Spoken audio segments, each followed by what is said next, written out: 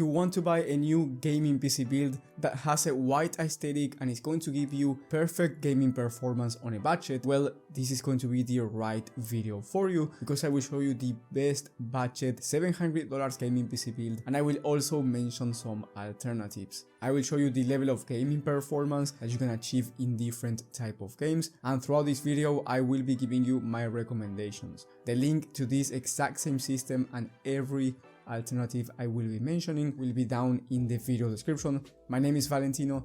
That being said, let's start. So first I will start with the CPU, which is one of the most important components when it comes to your gaming PC, and here I went with a budget Ryzen 5 5600. This is an amazing 6-core processor that's going to be perfect to pair with the graphics card from the system, which I will be talking about in a second. But anyway, this CPU will allow you to play high CPU demanding games. You can expect at least 144 plus FPS on average, so you can buy a 144Hz 1080p or even 1440p monitor. Now, some of these games are easier to run than others, so for example in CS2 you can expect well over 240 plus FPS. In Valorant you can easily expect 300 plus FPS. So in those type of games you can easily fit a 240Hz 1080p monitor in case you want to start competing. Now, when it comes to the CPU cooler, I went with a white ID cooling SE214XT. I love the aesthetics for this cooler. It's actually quite cheap at around 20 bucks. So honestly, this aftermarket CPU cooler is going to be perfect for this Ryzen 5. When it comes to the motherboard, I went with the ASRock B650M Steel Legend. Now, this is not the cheapest motherboard out there, but in my opinion, it has some of the best aesthetics. Not fully white, of course, and honestly,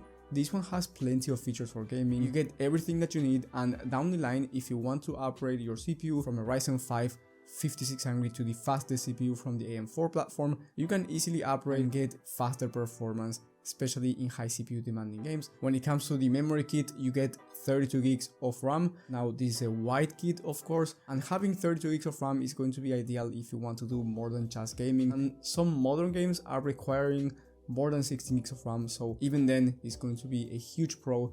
And considering that the price for 32 gigs of RAM kits are not as high as in the past, especially considering that this is DDR4 memory, big thumbs up, because you are getting a great price.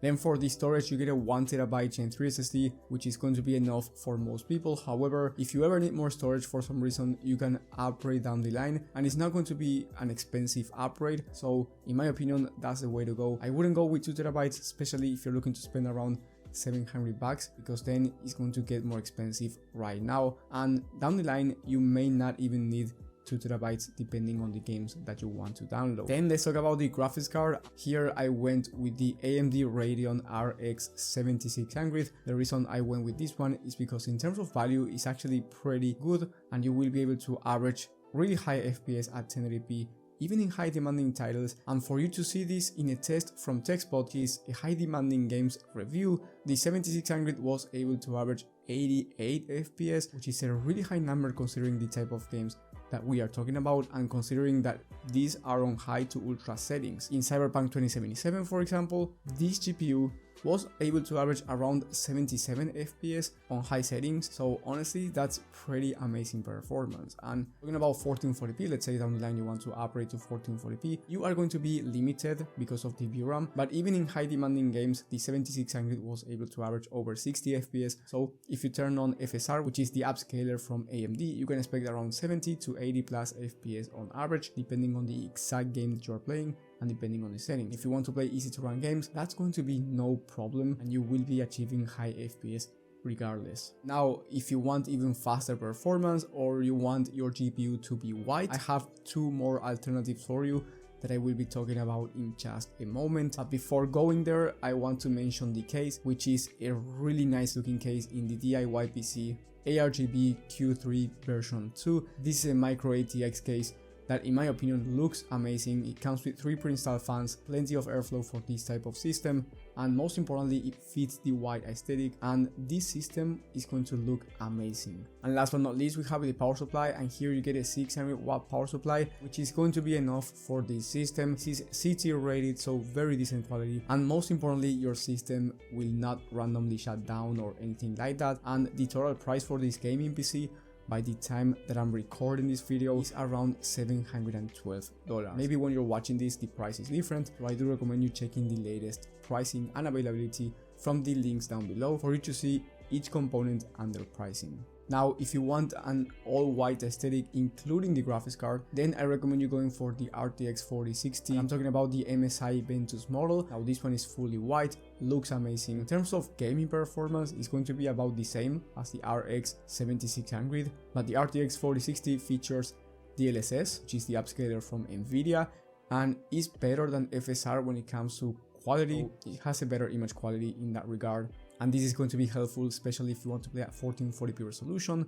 Anyway, very similar level of gaming performance, but it is quite more expensive, and the total price for this entire system, if you go with the RTX 4060, is going to be around $770. And then if you want an all-white system but you want even faster performance, then you are looking to get the RX 7600 XT instead of the non-XT. Now this one is slightly faster than the non-XT version in terms of gaming performance, but here you get 16 gigs of VRAM, which is going to be ideal if you want to play at 1440p, because there's no game that requires more than 16 gigs of VRAM at 1440p resolution, but most modern titles, high demanding ones at 1440p, will require more than 8 gigs of VRAM if you want to play on the ultra preset. So this is better performance, you are less limited by the VRAM, but the price for the entire system, if you go with the 7600 XT, is going to be around $818. So you are spending about $100 more than before, which might be a lot of money for you, and in that case just go with the first system. But if you are able to afford this one, I think that is a nice upgrade, and you get an entirely